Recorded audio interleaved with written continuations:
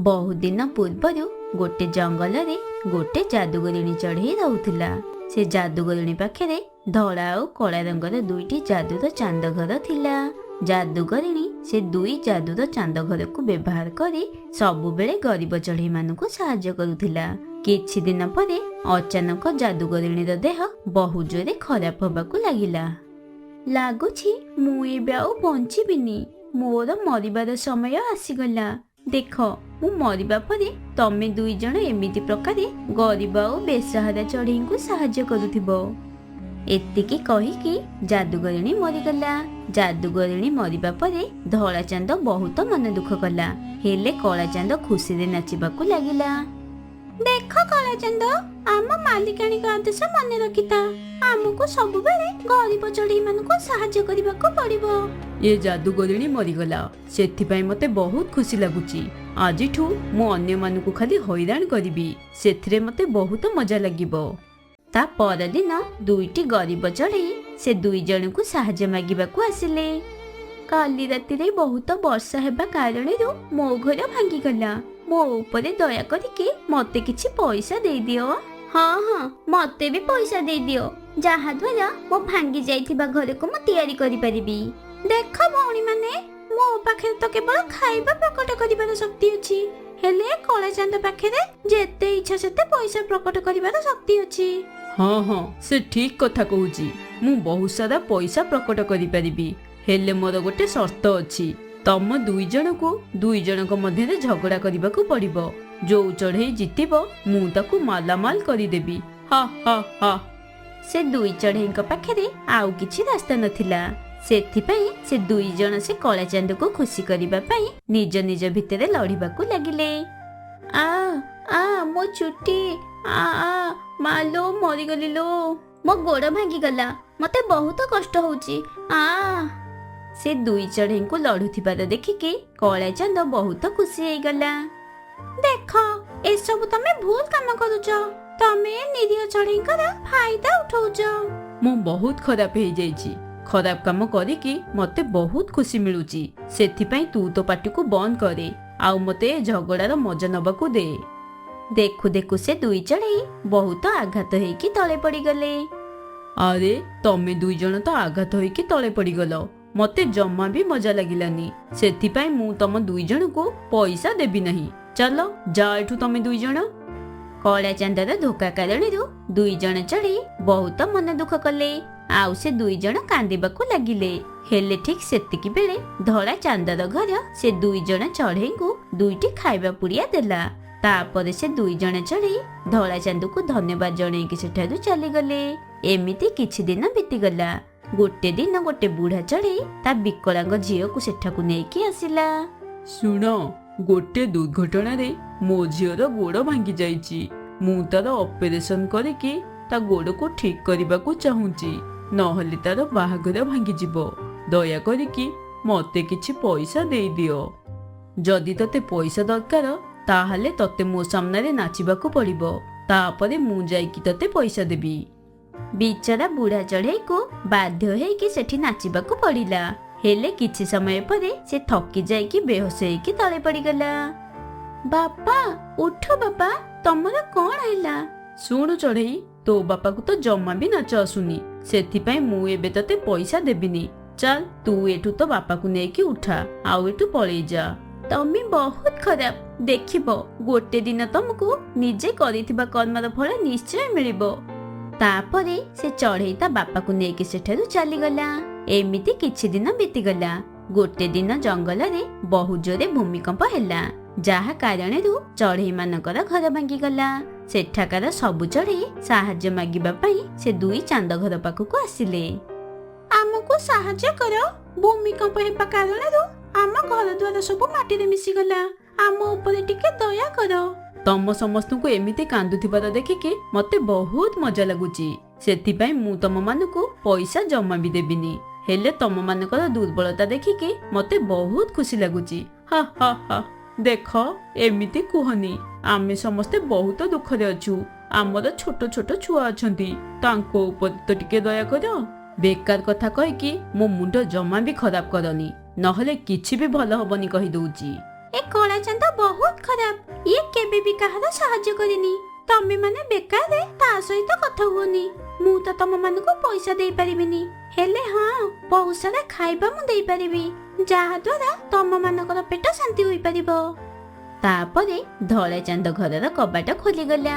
ଆଉ ସବୁ ଚଢେଇ ମାନେ ଘର ଭିତରକୁ ଯାଇକି ବହୁତ ସାରା ଖାଇବା ନେଲେ। ତାପରେ ସବୁ ଚଢେଇ ମାନେ ଧଳା ଚାନ୍ଦକୁ ଧନ୍ୟବାଦ ଆଉ କଳା ଚାନ୍ଦକୁ ନିନ୍ଦା ଦେଇକି ସେଠାରୁ ଫେରିଗଲେ। ଦେଖୁ ଦେଖୁ ଏମିତି କିଛି ଦିନ ବିତିଗଲା। ତାପରେ ଗୋଟେ ଦିନ ସେ ଜଙ୍ଗଲରେ ବହୁ ଜୋରେ ପବନ ହେଲା। ସେ ପବନର ବେଗ ଏତେ ଜୋର ଥିଲା ଯେ ସେ ଦୁଇଟି ଚାନ୍ଦ ତାଙ୍କ ଜାଗାରୁ ଉଡ଼ିକି ପାହାଡର ଶେଷ ସୀମାରେ ଯାଇ ପହଞ୍ଚିଲେ। ଦୁଇ ଚାନ୍ଦ ପୁରା ବଳ ଲଗେଇକି ନିଜ ନିଜକୁ ବଞ୍ଚେଇବାକୁ ଚେଷ୍ଟା କଲେ। ଠିକ୍ ସେତିକି ବେଳେ ସେଇ ବାଟ ଦେଇ ଯାଉଥିବା କିଛି ଚଢେଇ ମାନେ ସେମାନଙ୍କୁ ଦେଖିଲେ। ସେଠିକି ଦେଖ, ଦୁଇ ଚାନ୍ଦର ଘର ପାହାଡ ତଳକୁ ପଡିବାକୁ ଯାଉଛନ୍ତି। ଆମକୁ ତାଙ୍କୁ ବଞ୍ଚେଇବାକୁ ପଡିବ। ସବୁ ଚଢେଇ ମାନେ ସେ ଦୁଇ ଜଣଙ୍କୁ ବଞ୍ଚେଇବାକୁ ଚେଷ୍ଟା କଲେ। ଏ ଧଳା ଚାନ୍ଦ ଘର ବହୁତ ଭଲ। ଇଏ ସବୁବେଳେ ଅନ୍ୟମାନଙ୍କୁ ସାହାଯ୍ୟ କରୁଛି, ସେଥିପାଇଁ ଆମକୁ କେବଳ ଧଳା ଚାନ୍ଦକୁ ବଞ୍ଚେଇବାକୁ ପଡିବ। ତାପରେ ସବୁ ଚଢେଇ ମାନେ ଧଳା ଚାନ୍ଦ ଉପରକୁ ରସି ପକେଇକି ଟାଣି ଟାଣି ପାହାଡଠୁ ଟିକେ ଦୂରକୁ ଭିଡ଼ି ନେଲେ। ତମେ ସମସ୍ତେ ତ ତାକୁ ବଞ୍ଚେଇ ଦେଲ, ଏବେ ମତେ ବି ତ ବଞ୍ଚାଅ, ନହେଲେ ମୁଁ ତଳେ ପଡିକି ମରିଯିବି। ତୁ ବହୁତ ଖରାପ ଆଉ ଚାଲାକ ଚାନ୍ଦ। ତୁ ସବୁବେଳେ ଅନ୍ୟମାନଙ୍କର ଫାଇଦା ଉଠଉଛୁ, ସେଥିପାଇଁ ଆମେ ତତେ କେବେ ବି ବଞ୍ଚେଇ ପାରିବୁନି। ସବୁ ଚଢେଇ ମାନେ ସେ କଳା ଚାନ୍ଦକୁ ପେଲିକି ତଳକୁ ଫୋପାଡ଼ି ଦେଲେ। ଆରେ ମରିଗଲି ରେ, ମତେ କିଏ ବଞ୍ଚାଅ। ତଳେ ପଡିବା ମାତ୍ରେ ହିଁ ସେ କଳା ଚାନ୍ଦ ଖଣ୍ଡ ଖଣ୍ଡ ହେଇଗଲା। ଏମିତି ପ୍ରକାରେ ସେ କଳା ଚାନ୍ଦ ଘରର ସମାପ୍ତି ଘଟିଲା।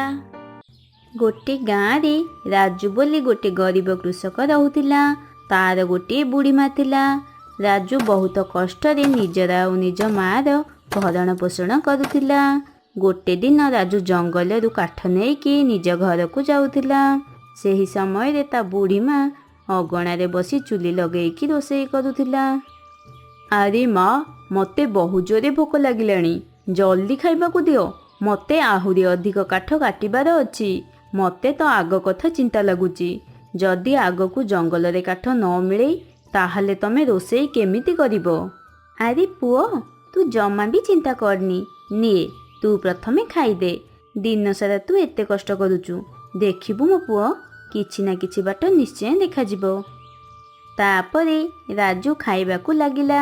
ତା ପରଦିନ ସକାଳେ ପୁଣି ଥରେ ରାଜୁ ଜଙ୍ଗଲକୁ କାଠ ଆଣିବାକୁ ଗଲା। ଠିକ୍ ସେହି ସମୟରେ ରାସ୍ତାରେ ତାକୁ ତାଙ୍କ ଗାଁର ମୁଖିଆ ଚିଲ ଦେଖାହେଲା। ଚିଲ ବହୁତ ଦୟାଳୁ ଆଉ ଦାନୀ ଚଢ଼େଇଟିଏ ଥିଲା। ସେ ସବୁବେଳେ ଗୋଟିଏ ପର୍ସକୁ ହାତରେ ଧରିକି ବୁଲୁଥିଲା। ରାଜୁ, ସକାଳୁ ସକାଳୁ କୁଆଡ଼େ ଯାଉଛୁ? ଜମିଦାର ଆଜ୍ଞା, ମୁଁ ଜଙ୍ଗଲକୁ କାଠ ଆଣିବାକୁ ଯାଉଛି। ଆଉ ଆପଣ ତ ଜାଣିଛନ୍ତି, ମୋ ଭଳିଆ ଗରିବ ଘରେ ଚୁଲି ସବୁବେଳେ ଜଳେ। ଆପଣଙ୍କୁ କେତେବେଳେ ଯଦି କାଠର ଆବଶ୍ୟକ ପଡ଼ିବ ତାହେଲେ ମୋତେ କହିବେ। ହଁ ହଁ ରାଜୁ, ତୁ ଯଦି ଜଙ୍ଗଲକୁ ଯାଉଛୁ ତାହେଲେ ମୋ ଭାଇ ପାଇଁ ବି କିଛି କାଠ ଆଣିଦେବୁ। ଏବେ ଥଣ୍ଡା ବି ବହୁତ ବଢ଼ିଗଲାଣି, ନିଆଁ ଲଗାଇବାରେ କାମରେ ଆସିବ। ଆଜ୍ଞା ଜମିଦାର ଆଜ୍ଞା, ମୁଁ କାଠ ନେଇକି ଆପଣଙ୍କ ଘରେ ପହଞ୍ଚିଯିବି। ଆପଣ ଜମାରୁ ବି ଚିନ୍ତା କରନ୍ତୁନି। ରାଜୁ ଜଙ୍ଗଲକୁ ଗଲା ଆଉ କିଛି କାଠ ନେଇକି ଜମିଦାର ଚିଲର ଘରକୁ ଗଲା।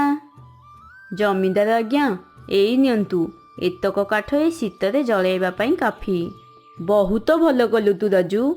ଜମିଦାର ଆଜ୍ଞା, ଆମ ଅବସ୍ଥା ତ ଆପଣ ଜାଣିଛନ୍ତି। ଏବେ ତ ଘରେ ଗୋଟେ ବି ଚାଉଳର ଦାନା ଖାଇବାକୁ ନାହିଁ। ଯଦି ଆପଣ ମୋତେ କିଛି ପଇସା ଧାର ଦେଇ ଦିଅନ୍ତେ ତାହେଲେ ମୁଁ କିଛି ଖାଇବା ଜିନିଷ ନେଇପାରନ୍ତି। ଆଉ ଆପଣ ଚିନ୍ତା କରନ୍ତୁନି, ମୁଁ ଆପଣଙ୍କ ପଇସା ଜଲ୍ଦି ହିଁ ଫେରେଇ ଦେବି। ଆରେ ରାଜୁ, ମୁଁ ଜାଣିଛି ତୁ ଆମ ଗାଁରେ ସମସ୍ତଙ୍କ ଠାରୁ ଭଲ। ପଇସା ତ ମୁଁ ତତେ ଦେଇଦେବି, ହେଲେ ରାଜୁ, ମୁଁ ସେମିତି ଠିକ୍ ସମୟରେ ପଇସା ନେବି। ଠିକ୍ ଅଛି ଜମିଦାର ଆଜ୍ଞା, ଯେମିତି ଆପଣଙ୍କ ଇଚ୍ଛା। ଏବେ ତ ମୋତେ ପଇସାର ବହୁତ ଆବଶ୍ୟକ ଅଛି, ଆପଣ ମୋତେ ପଇସା ଦେଇଦିଅନ୍ତୁ। ଏହାପରେ ଜମିଦାର ରାଜୁକୁ କିଛି ପଇସା ଦେଲା। ରାଜୁ ପଇସା ନେଇକି ନିଜ ଘରକୁ ଆସିଲା। ଆରେ କ'ଣ ହେଲା ପୁଅ, କୋଉଠି ରହିଯାଇଥିଲୁ? କେବେଠୁ ମୁଁ ତତେ ଅନେଇକି ବସିଛି। ରାଜୁ ତା ମାଆକୁ ସବୁ କଥା କହିଲା। ଏବେ ତମେ କୁହ ମା, ମୁଁ କ'ଣ କରିଥାନ୍ତି? ଘରେ ତ କିଛି ବି ଖାଇବାକୁ ନଥିଲା। ସେଇଥିପାଇଁ ମୁଁ ଜମିଦାର ଚିଲଙ୍କଠୁ କିଛି ପଇସା ଧାର ନେଇଗଲି। ଏବେ ପଇସାରେ ମୁଁ ତୋ ପାଇଁ କିଛି ଖାଇବାକୁ ଆଣିଦେଉଛି। ଆରେ ପୁଅ, ତୋ ବାପା ଯଦି ଆଜି ବଞ୍ଚିଥାନ୍ତେ ତାହେଲେ ଏମିତି ଦିନ କେବେ ବି ଦେଖିବାକୁ ପଡ଼ିନଥାନ୍ତା। ତୋ ବାପା ଏ ଗାଁରେ ସିଙ୍ଗଡ଼ା କରିକି ବିକୁଥିଲେ। ପୁରା ଗାଁରେ ତାଙ୍କ ଭଳିଆ ସିଙ୍ଗଡ଼ା କେହି ବି ତିଆରି କରିପାରୁନଥିଲେ। ସିଏ ତିଆରି କରିଥିବା ସିଙ୍ଗଡ଼ା ଏତେ ସ୍ୱାଦିଷ୍ଟ ଥିଲା ଯେ ଗାଁର ସବୁ ଲୋକ ଆଙ୍ଗୁଠି ଚାଟିକି ଖାଉଥିଲେ। କ'ଣ ସତରେ ମା, ବାପା ଏମିତି ସ୍ୱାଦିଷ୍ଟ ସିଙ୍ଗଡ଼ା ତିଆରି କରୁଥିଲେ? ପୁଅ, ତୁ ଗୋଟେ କାମ କରେ। ଜମିଦାର ଚିଲ ଯେଉଁ ପଇସା ଦେଇଛନ୍ତି ତୁ ସେଥିରେ ସିଙ୍ଗଡ଼ା ତିଆରି କରିବାର ଜିନିଷ କିଣି ଆଣେ। ଆଉ ସିଙ୍ଗଡ଼ା ତିଆରି କରିକି ବିକିବା ଆରମ୍ଭ କରିଦେ। ଏମିତି ତୋ ପାଖକୁ କିଛି ପଇସା ବି ଆସିବ ହେରି, ଯାହାଫଳରେ ତୁ ଚିଲର ପଇସା ଦେଇଦେବୁ। ହଁ ମା, ଏକଥା ତ ତୁ ବିଲକୁଲ ଠିକ୍ କହିଲୁ। ମୁଁ ଏମିତି ହିଁ କରିବି। ତୁ ଦେଖିବୁ ମା, ମୁଁ ବହୁତ କଷ୍ଟ କରିକି ସିଙ୍ଗଡ଼ା ତିଆରି କରିବି। ତାପରେ ବାପାଙ୍କ ଭଳି ମୋର ବି ଏ ଗାଁରେ ବହୁତ ନାଁ ହେବ। ରାଜୁର ମା ରାଜୁର କଥା ଶୁଣି ବହୁତ ଖୁସି ହୋଇଗଲା। ତାପରେ ରାଜୁ ଚିଲ ଦେଇଥିବା ପଇସାରେ ସିଙ୍ଗଡ଼ା ତିଆରି କରିବାର ଜିନିଷ କିଣି ଆଣିଲା। ସେ ସିଙ୍ଗଡ଼ା ତିଆରି କରିବାକୁ ଲାଗିଲା। ତାର ବୁଢ଼ୀ ମା ବି ରାଜୁକୁ ସିଙ୍ଗଡ଼ା ତିଆରି କରିବାରେ ସାହାଯ୍ୟ କଲା। କିଛି ସମୟ ପରେ ସବୁ ସିଙ୍ଗଡ଼ା ତିଆରି ହୋଇଗଲା। ଦେଖେ ମା, ବହୁତ ସାରା ସିଙ୍ଗଡ଼ା ତିଆରି ହୋଇଗଲା। ଆଉ ମୁଁ ଏବେ ୟାକୁ ନେଇକି ଗାଁ ବଜାରକୁ ଯାଉଛି। ତାପରେ ରାଜୁ ସିଙ୍ଗଡ଼ା ନେଇକି ଗାଁ ବଜାରକୁ ଗଲା। ଆଉ ବଜାରରେ ନିଜ ସିଙ୍ଗଡ଼ା ନେଇକି ଠିଆ ହୋଇଗଲା। ଆଉ ଜୋର ଜୋରରେ ଡାକିବାକୁ ଲାଗିଲା। ଆରେ ଭାଇ, ଇଏ କିଏ ମୋ ଦୋକାନ ସାମ୍ନାରେ ପାଟି କରୁଛି? ଆଚ୍ଛା, ଇଏ ତ ରାଜୁ। ଆରେ ଏତେ ସାହସ ୟାର, ମୋ ସିଙ୍ଗଡ଼ା ଆଗରେ ନିଜର ବି ଏତେ ସ୍ୱାଦିଷ୍ଟ ସିଙ୍ଗଡ଼ା ନେଇକି ବିକୁଛି। ତୁ ଠିକ୍ କଲୁନି ରାଜୁ, ମୁଁ ତତେ ଏଠି ମୋ ସାମ୍ନାରେ ସିଙ୍ଗଡ଼ା ବିକିବାକୁ ଦେବିନି। ତାପରେ ରାଜୁ ବହୁ ଜୋରେ ପାଟି କରି କରି ସମସ୍ତଙ୍କୁ ନିଜ ପାଖକୁ ଡାକିଲା। ରାଜୁର ପାଟି ଶୁଣି ସମସ୍ତେ ତା ପାଖକୁ ଆସିଲେ। ଆରେ ରାଜୁ, ତୁ ବି କ'ଣ ସିଙ୍ଗଡ଼ା ବିକୁଛୁ? ହଁ ହଉ ଠିକ୍ ଅଛି, ଏବେ ତୋର ସିଙ୍ଗଡ଼ା ବି ଖାଇକି ଦେଖିବା କେମିତି ଲାଗୁଛି। ରାଜୁ ଶୁଆକୁ ନିଜେ ତିଆରି କରିଥିବା ସିଙ୍ଗଡ଼ା ଖାଇବାକୁ ଦେଲା। ଥୁ ଥୁ ଥୁ, ଆରେ ଆରେ ରାଜୁ, ଇଏ କ'ଣ? ତୁ ୟାକୁ ତିଆରି କରିଛୁ? ଏ ସିଙ୍ଗଡ଼ାରେ କିଛି ମିଶେଇଛୁ କି ନାହିଁ? ନା ଲୁଣ ଲାଗୁଛି ନା ରାଗ? ଛି ଛି ଛି, ମୁହଁର ସବୁ ସ୍ୱାଦ ପଳେଇଲା।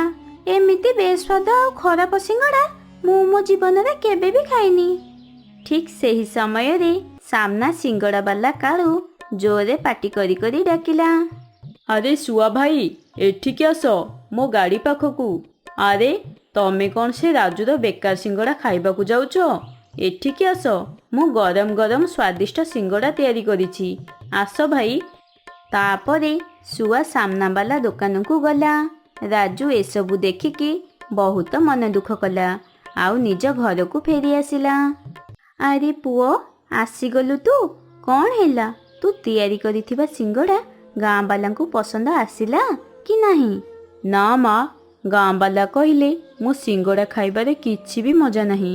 ଜମିଦାର ଯେତିକି ପଇସା ଦେଇଥିଲେ ସେଥିରେ ସିଙ୍ଗଡ଼ା ତିଆରି କରିବାର ଜିନିଷ ଆଣିଛି ହେରି। ଆଉ ବାକି ଜିନିଷ ମୁଁ କେଉଁଠୁ ଆଣିବି ଯାହାଦ୍ୱାରା ସିଙ୍ଗଡ଼ା ସ୍ୱାଦିଷ୍ଟ ହେବ ମା? ଆରେ ତୁ ଚିନ୍ତା କରନି ମୋ ପୁଅ, ତୋର କଷ୍ଟକୁ ଦେଖିକି ଭଗବାନ ତତେ ଭଲ ରାସ୍ତା ନିଶ୍ଚୟ ଦେଖେଇବେ। ତା ପରଦିନ ସକାଳୁ ଜମିଦାର ଚିଲ ତାର କିଛି ଚାକରଙ୍କୁ ଲାଠି ଧରେଇ ରାଜୁର ଘରକୁ ଆସିଲା। ଆରେ ରାଜୁ, ତୁ କେଉଁଠି ଅଛୁ? ବାହାରକୁ ଆସେ। ମୋ ପଇସା ନେଇକି ଭୁଲିଗଲୁ ନା କ'ଣ? ତାପରେ ରାଜୁ ଆଉ ତା ମା ବାହାରକୁ ଆସିଲେ। କ୍ଷମା କରିଦିଅନ୍ତୁ ଜମିଦାର ଆଜ୍ଞା, ଆପଣଙ୍କଠୁ ଯେଉଁ ପଇସା ମୁଁ ଧାର ନେଇଥିଲି ସେଥିରେ ମୁଁ ସିଙ୍ଗଡ଼ା ତିଆରି କରିକି ବିକିବା ଆରମ୍ଭ କରିଦେଇଛି।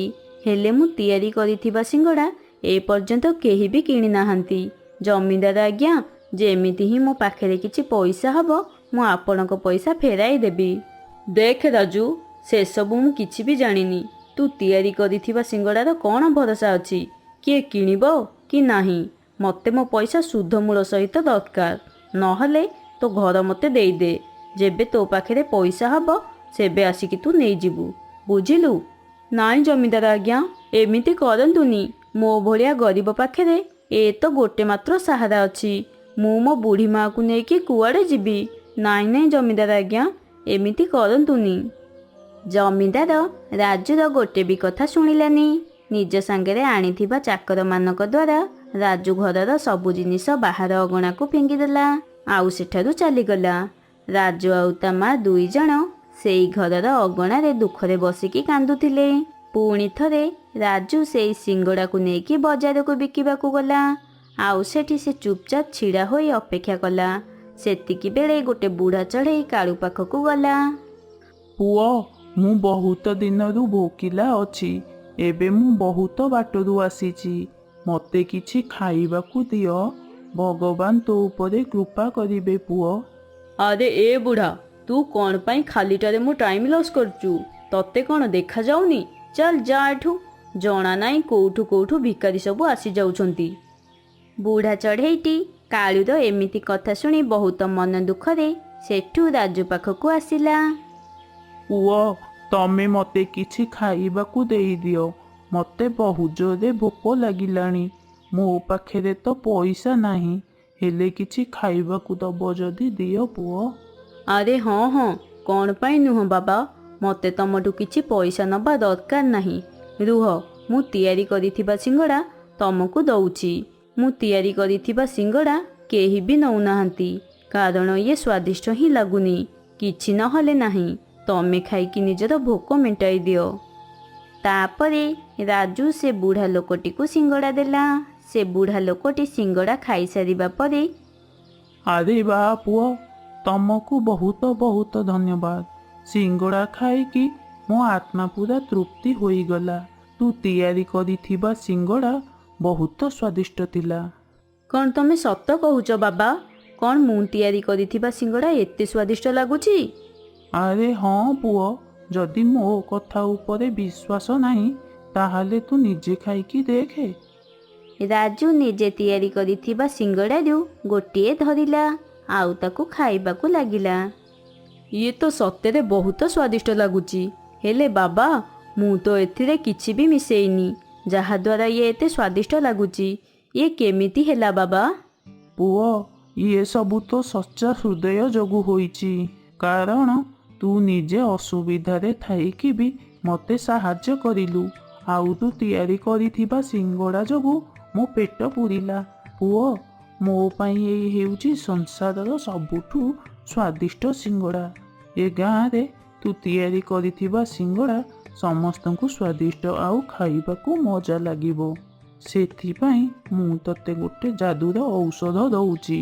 ତୁ ଯେତେବେଳେ ବି ସିଙ୍ଗଡ଼ା ତିଆରି କରିବୁ, ସେତିକି ବେଳେ ଏ ଯାଦୁର ଔଷଧକୁ ସେ ସିଙ୍ଗଡ଼ାରେ ମିଶାଇ ଦେବୁ, ଯାହାଦ୍ୱାରା ଏ ଗାଁର ସମସ୍ତଙ୍କୁ କେବଳ ତୋରି ହିଁ ସିଙ୍ଗଡ଼ା ଭଲ ଲାଗିବ।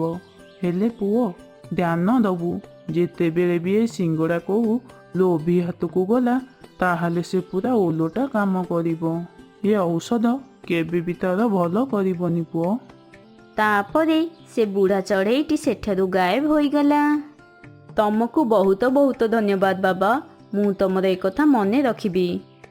ତାପରେ ରାଜୁ ନିଜେ ନିଜ ଘରକୁ ଗଲା ଆଉ ତା ବୁଢ଼ୀ ମାଆକୁ ସବୁ କଥା କହିଲା। ଆଉ ଦୁଇ ଜଣ ଅଗଣାରେ ହିଁ ଚୁଲି ଲଗାଇ ପୁଣି ଥରେ ସିଙ୍ଗଡ଼ା ତିଆରି କରିବାକୁ ଲାଗିଲେ। ରାଜୁ ପୁଣି ସିଙ୍ଗଡ଼ା ନେଇକି ଗାଁର ବଜାରକୁ ଗଲା ଆଉ ବାବା ଦେଇଥିବା ଔଷଧକୁ ସବୁ ସିଙ୍ଗଡ଼ାରେ ମିଶାଇ ଦେଲା। ଔଷଧ ମିଶାଇବା ମାତ୍ରେ ହିଁ ରାଜୁ ଦ୍ୱାରା ତିଆରି ହୋଇଥିବା ସିଙ୍ଗଡ଼ାରୁ ବହୁତ ସୁନ୍ଦର ବାସ୍ନା ଆସିଲା। ସେତିକି ବେଳେ ଗୋଟେ ପାରା ଚଢ଼େଇ ରାଜୁ ପାଖକୁ ଆସିଲା। ଆରେ ରାଜୁ, ଗୋଟେ ସିଙ୍ଗଡ଼ା ତ ଦେ, ଏଥିରୁ ବହୁତ ଭଲ ବାସ୍ନା ଆସୁଛି। ମୁଁ ତ ଆଉ ରହିପାରୁନି, ଜଲ୍ଦି ଦେ। ରାଜୁ ପାରାକୁ ସିଙ୍ଗଡ଼ା ଦେଇଦେଲା। ପାରା ସିଙ୍ଗଡ଼ା ଖାଇବାକୁ ଲାଗିଲା। ଆରେ ଭାଇ, କ'ଣ ନ ଲାଗୁଛି ମ? ତୁ ତିଆରି କରିଥିବା ସିଙ୍ଗଡ଼ା ବହୁତ ସ୍ୱାଦିଷ୍ଟ ଲାଗୁଛି, ପୁରା ମଜା ଆସିଗଲା। କିଛି ସମୟ ପରେ ରାଜୁର ସିଙ୍ଗଡ଼ାର ବାସ୍ନା ପୁରା ବଜାରରେ ଖେଳିଗଲା। ଆଉ ଦେଖୁ ଦେଖୁ ରାଜୁର ଦୋକାନରେ ବହୁତ ଭିଡ଼ ଲାଗିଗଲା। ରାଜୁର ସବୁ ସିଙ୍ଗଡ଼ା ବିକ୍ରି ହୋଇଗଲା। ଏବେ ରାଜୁ ସବୁବେଳେ ସିଙ୍ଗଡ଼ା ତିଆରି କରିଲା ଆଉ ବାବାଙ୍କ ଔଷଧ ପକାଉଥିଲା, ଯାହାଦ୍ୱାରା ରାଜୁର ସବୁ ସିଙ୍ଗଡ଼ା ବିକ୍ରି ହୋଇଯାଉଥିଲା। ତାପରେ ରାଜୁର ସିଙ୍ଗଡ଼ା ପୁରା ଗାଁଟା ସାରା ପ୍ରସିଦ୍ଧ ହୋଇଗଲା। ଦେଖୁ ଦେଖୁ ରାଜୁ ନିଜ ପାଇଁ ଗୋଟେ ବଡ଼ ଦୋକାନ କରିଦେଲା। ଜମିଦାର ଆଜ୍ଞା, ଏଇ ନିଅନ୍ତୁ ଆପଣଙ୍କ ପଇସା। ଏବେ ଆପଣ ମୋ ଘର ମୋତେ ଫେରାଇ ଦିଅନ୍ତୁ। ରାଜୁ, କ'ଣ ଖବର ଭାଇ? ଆଜିକାଲି ବହୁତ ରୋଜଗାର ହେଉଛି। ଏତେ ଜଲ୍ଦି ପଇସା ଠିକ୍ କରିଦେଲୁ। ହଉ, ମୋର କ'ଣ ଅଛି, ମୋତେ ତ ମୋ ପଇସା ଦରକାର ଥିଲା ନା। ଦିଏ। ଏବେ ରାଜୁ ଆଉ ତା ମା ଆରାମରେ ତାଙ୍କ ଜୀବନ ଅତିବାହିତ କରୁଥିଲେ। ଏସବୁ ଦେଖିକି କାଳୁକୁ ଆଉ ଭିତରେ ଭିତରେ ବହୁତ ଜଳୁଥିଲା। ଆଉ ଏବେ ତ ସେ ତିଆରି କରିଥିବା ସିଙ୍ଗଡ଼ା କେହି ବି ଖାଉନଥିଲେ। ସମସ୍ତେ ରାଜୁର ଦୋକାନକୁ ଯାଉଥିଲେ। ଏବେ ତ ମୋ ଦୋକାନକୁ ଗାଁ ବାଲା କେହି ବି ସିଙ୍ଗଡ଼ା ଖାଇବାକୁ ଆସୁନାହାନ୍ତି। ସମସ୍ତେ ସେ ରାଜୁ ପାଖକୁ ଯାଉଛନ୍ତି। ନାଇଁ, ବାସ୍ ଏବେ ବହୁତ ହୋଇଗଲା। ଏ ରାଜୁକୁ ତ ପାନେ ଦବାକୁ ହିଁ ପଡ଼ିବ। ସେ ତା ସିଙ୍ଗଡ଼ାରେ କ'ଣ ମିଶାଉଛି ଯାହାଫଳରେ ସେସବୁ ଏତେ ସ୍ୱାଦିଷ୍ଟ ଲାଗୁଛି, ସେସବୁକୁ ମୋତେ ପତା ଲଗେଇବାକୁ ପଡ଼ିବ। ତା ପରଦିନ ସକାଳେ ଯେତେବେଳେ ରାଜୁ ନିଜ ଦୋକାନରେ ସିଙ୍ଗଡ଼ା ତିଆରି କରି ବାବାଙ୍କ ଔଷଧ ମିଶାଉଥିଲା, ସେତିକି ବେଳେ ସେସବୁ କାଳୁକୁ ଆଉ ଲୁଚିକି ଦେଖୁଥିଲା। ଆଚ୍ଛା, ତାହେଲେ ରାଜୁର ସିଙ୍ଗଡ଼ା ପଛରେ ୟାରି ହାତ ଅଛି। ଏବେ ମୁଁ ବି ଦେଖିବି ତୋ ସିଙ୍ଗଡ଼ା କିଏ ଖାଇବ। ତତେ ତ ମୁଁ ବହୁତ ଭଲ ସବକ ଶିଖେଇବି ରାଜୁ। ହା ହା ହା। ତାପରେ କାଳୁ ରାତିରେ ରାଜୁର ଦୋକାନକୁ ଗଲା ଆଉ ସେ ଯାଦୁର ଔଷଧ ଚୋରେଇକି ନେଇଗଲା। ତା ପରଦିନ ସକାଳେ ରାଜୁ ନିଜ ଦୋକାନକୁ ଆସିଲା, ହେଲେ ତାକୁ ସେ ଔଷଧ କୋଉଠି ବି ମିଳିଲାନି। ଆରେ କୁଆଡ଼େ ଗଲା ମୋ ଔଷଧ? ମୁଁ ପାଉନି କ'ଣ ପାଇଁ? କିଏ ଚୋରି କରିକି ନେଇଯାଇଛି ବୋଧେ। ଆରେ ଆଜି ତ ମଜା ଆସିଯିବ। ମୁଁ ତିଆରି କରିଥିବା ସିଙ୍ଗଡ଼ାରେ ସେ ରାଜୁର ଔଷଧ ମିଶାଇବି। ମୁଁ ଦେଖିବି କିଏ ଯିବ ଆଉ ସେ ରାଜୁର ଦୋକାନକୁ। ଦିଅ ଭାଇ କାଳୁ, ଆଜି ତ ରାଜୁର ଦୋକାନରେ ସିଙ୍ଗଡ଼ା ହେଇନି। ଭୋକ ବି ବହୁତ ଜୋରେ ଲାଗିଲାଣି। ଆଜି ତମ ସିଙ୍ଗଡ଼ା ଖାଇବା। ଆରେ ହଁ ଦଉଛି। ଆଜି ଏମିତି ସିଙ୍ଗଡ଼ା ଦେବି ଯେ କେବେ ବି ତା ସ୍ୱାଦ ଭୁଲି ପାରିବନି। ଏମିତି କହି କାଳୁକୁ ଆଉ ତିଆରି କରିଥିବା ସିଙ୍ଗଡ଼ାରେ ସେ ଔଷଧ ମିଶାଇଲା। ଆରେ ବା କାଳୁ, ଆଜି ତ ତୋର ପୁରା ଫୁଲ୍ ବେପାର ହବ। ଏ ଔଷଧ ଯୋଗୁଁ ଆଜି ସମସ୍ତେ ତୋ ପାଖକୁ ସିଙ୍ଗଡ଼ା ଖାଇବାକୁ ଆସିବେ। ବହୁତ ସାରା ପଇସା ଆସିବ ତୋ ହାତକୁ। ଏକଥା ଭାବିକି ମୋତେ ତ ବହୁତ ଖୁସି ଲାଗୁଛି।